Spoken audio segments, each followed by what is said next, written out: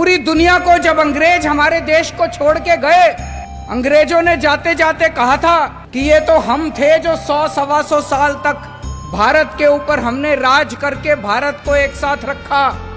अब देखना हमारे जाने के बाद इनसे अपना देश नहीं चलने वाला, इन लोगों से भारत एक साथ नहीं रहेगा।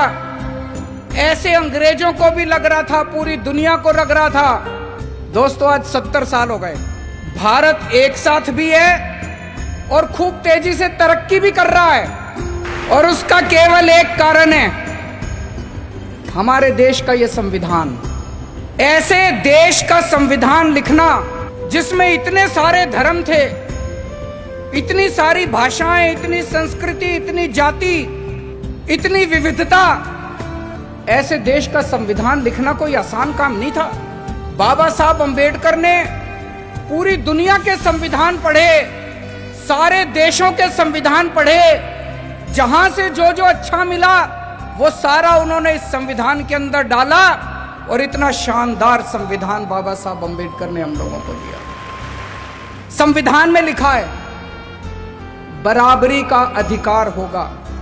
अभी तक यहां इतने सारे बच्चे बैठे हैं, अगर कोई बच्चा गरीब घर में पैदा होता था और कोई बच्चा अमीर घर में पैदा होता था, क्या उनको बराबर की शिक्षा मिलती थी? नहीं मिलती थी। तो क्या बराबरी का अधिकार था? नहीं था। मैं आपका मुख्यमंत्री हूं, हम सरकार चला रहे हैं। सरकार की नजरों में, मुख्यमंत्री की नजरों में, एक बच्चा अगर गरीब घर में पैदा होता है और एक बच्चा अमीर घर में पैदा होता है, मेरे लिए तो मेरे दोनों बच्चे बराबर हैं। मैं उन दोनों बच्चों के बीच में फर्क नहीं कर सकता। तो इसीलिए जब हमारी सरकार बनी, हमने अपने सामने सबसे पहला लक्ष्य रखा कि इस गरीब के बच्चे को भी अच्छी शिक्षा दिला के रहेंगे हम लोग। दिल्ली में जो भी बच्चा दिल्ली में पैदा होगा, चाहे वो गरीब का बच्चा हो, चाहे अमीर का बच्चा हो, सबको अच्छी शिक्षा मिलेगी, सबको एक जैसी शिक्षा मिलेगी। दोस्तों आज 5 साल के अंदर हमने वो करके दिखाया। बाबा साहब अंबेडकर का एक सपना पूरा किया हम लोगों ने। हमारे संविधान में लिखा है जीने का अधिकार होगा।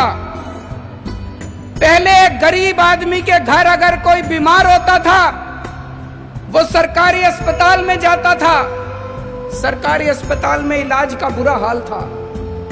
आज दिल्ली के अंदर सरकारी अस्पतालों में वैसा ही अच्छा इलाज है जैसा प्राइवेट अस्पतालों के अंदर इलाज हो रहा है।